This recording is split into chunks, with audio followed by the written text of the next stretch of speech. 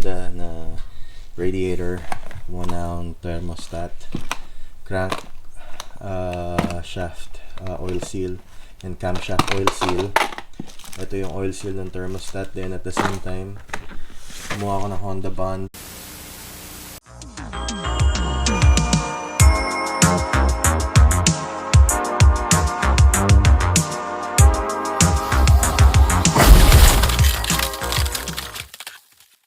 Hi guys, welcome to another vlog dito sa Bud TV. For today's video, I thought of recording this or vlogging this or filming this para sa inyo kasi hindi ko alam kung anong masasabi ko eh. I don't have any words for it, pero just last week merong kaming nakita and it's really hard to pass. It's really hard to pass. So we took the bullet and nakuha namin siya. So bottom line, nakakuha kami ng bagong kotse. And itong kotseng to is very very similar. Ito siya. Another Project EK.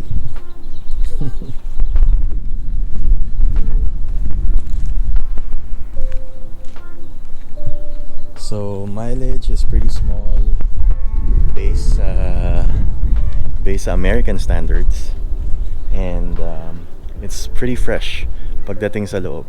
I'll show it to you.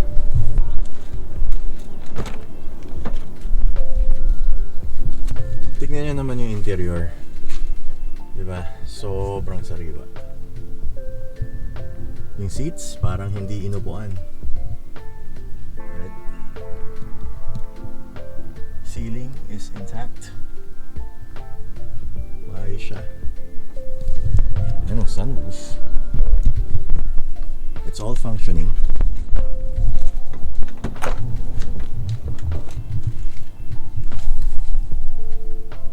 Linis. It's all original. It's all stock. And it's going to be another project para sa atin. Alam mo ito, hindi pa nga tapos eh, pero meron na namang isa. But it is what it is. Silver naman siya this time. And tignan natin kung ano yung pwede nating magawa dito sa project natin na to. But first, we just got it, actually we just got it last Thursday. And I am planning to clean this one up muna para makita ko kung ano yung kailangan kong i-deal dito. Right? Kailangan ko muna siyang malinis, makita ko kung ano yung totoong itsura niya, and we will go from there. Although this is a mechanic special dahil leaking yung water pump niya, tapos leaking din yung head gasket niya, so we have to replace everything. So kanina umaga, I went out early to buy some stuff that I need to do or that I need for the car. So kumuha na tayo ng Honda na radiator, kumuha ng thermostat, crank shaft oil seal, and camshaft oil seal. Ito yung oil seal ng thermostat. Then at the same time, kumuha ko ng Honda Bond, and then timing belt, water pump, and ayun na nga, oil seals, timing belt kit, at saka yung thermostat, saka yung thermostat gasket. So ito, gagawin namin ni RG para mawala yung yung leak niya. And then after that, mapapasmag ko na siya and mapapa-register ko na siya. So those are the things that I need to do here first before we could start this project, and we'll see how it goes. Ang kagandahan dito talaga, sobrang sariwa niya, and it's rare for you to find these types of vehicles here nowadays because alam mo nyo dito talagang gamit lang ng gamit yung mga tao. So kita nyo, it's still fresh. This is crazy. See? you have the manual. Everything's grabe. Honestly, mas malinis pa to dun sa puti. Kaya wala akong masabi dito. This is a good buy, and we'll see kung ano yung mararating nitong isang ikay natin na to. And I would really think about suddenly nagkaroon ako ng plans on what do I need to do. But for now, linisin muna natin. Tingnan natin kung ano yung potential nitong coaching to. Let's go. Okay, so natapos na natin siyang i-car wash. Tignan nyo yung pinagbago night and day. Mas nakita ko, tsaka mas napansin ko yung mga flaws niya after we have washed it. So ang ginawa ko is shinampo ko siya, diba? So kinar wash ko siya, tinanggal ko yung mga markings, yung mga visible markings, and then in-scrub ko yung fender, yung ilalim, yung kung ano yung kaya kong maabot ng kamay ko. Tapos nilinis ko rin yung yung wheels kasi sobrang daming brake stains. So in-scrub ko siya para matanggal, and tignan nyo yung pinagbago.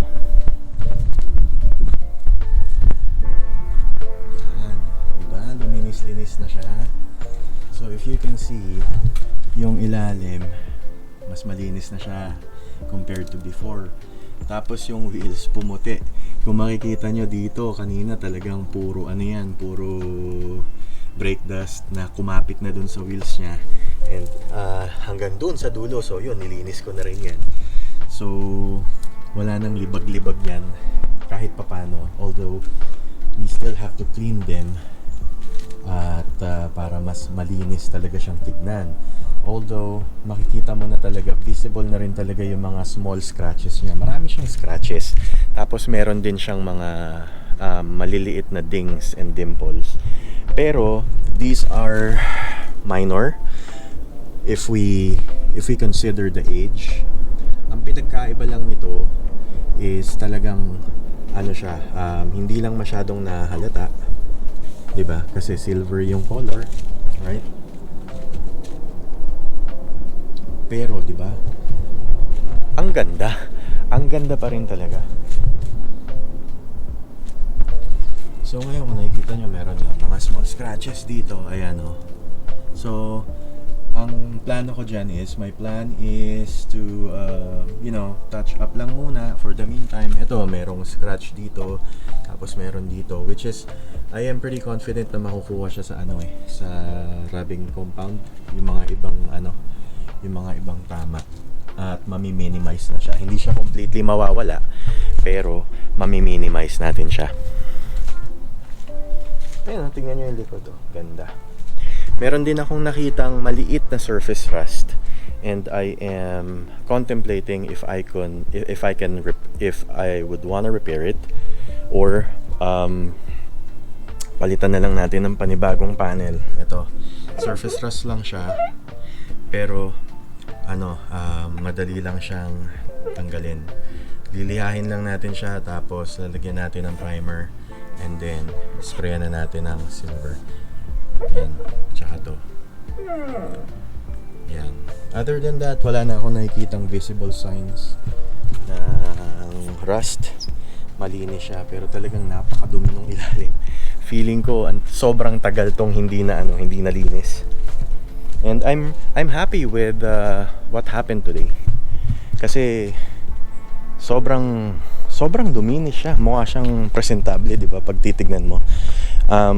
Yun nga lang, syempre yung headlights niya medyo faded na, pero we'll do something about it. Ang gagawin natin is kakabit natin yung isang malinis na headlight dyan para magmukhang pogi, di ba? So yun yung gagawin natin. So what I'm going to do right now is to spray wax it muna, pero titignan natin kung merong changes pagka nilapatan ko ng konting rubbing compound yung mga minor scratches na visible, and then after that saka ko sprayan ng spray wax. Check this out, guys. Tignan nyo yung pinagkaiba. So hinand buff ko yung headlight natin. Papakita ko sa inyo yung driver side kung gaano siya kadilaw. Diba? Ito siya, hazy, smoky, parang hindi na lumulusod yung ilaw dyan. Ito yung trinit ko na. Diba? Patayin natin yung ilaw para makita niyo yung difference. Ayan. So kung nakikita nyo, ayan siya. Yung right side, madumi, hazy, malabo. Yung left side, lumiwanag ng konti. Pero meron pa akong gagawin dyan in the future na mas lilinaw yan, yung headlight na yan, pagka binigyan ko ng magandang treatment. So panoorin nyo yung video kung paano natin gagawin yan sa susunod. I'm just so happy kasi kahit pa paano luminis yung tignan niya, diba? Yung tingin natin sa kanya, kahit na medyo marami pa tayong gagawin dito. Pero yun, tatapusin ko muna yung gagawin ko kasi dumidilim na, sayang yung liwanag.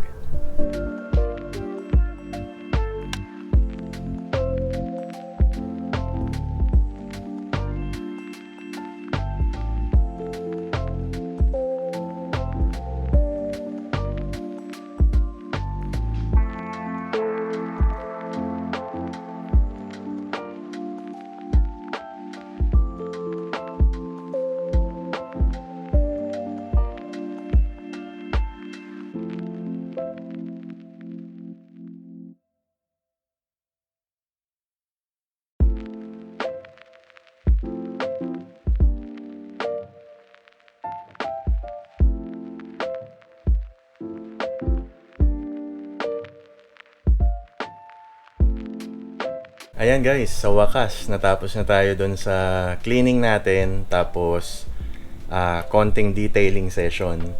So marami pa tayong gagawin dito. Pauna pa lang yan, kailangan lang talagang magmukhang presentable tsaka malinis yung kotse natin. Just to give you an idea, nakuha namin yan mga 2 days ago. So 2 days ago lang namin nakuha yan. And masayang masaya kami dahil alam niyo na, still yung still yung kotse sa 1999 model for a 1999 model car. It's still good as new, fresh pa. Syempre normal naman yung mga dings tsaka yung mga scratches for a 99 model car. 25 years old, tama ba? So, ayun. Mali ako doon sa math ko but yeah, ito na siya.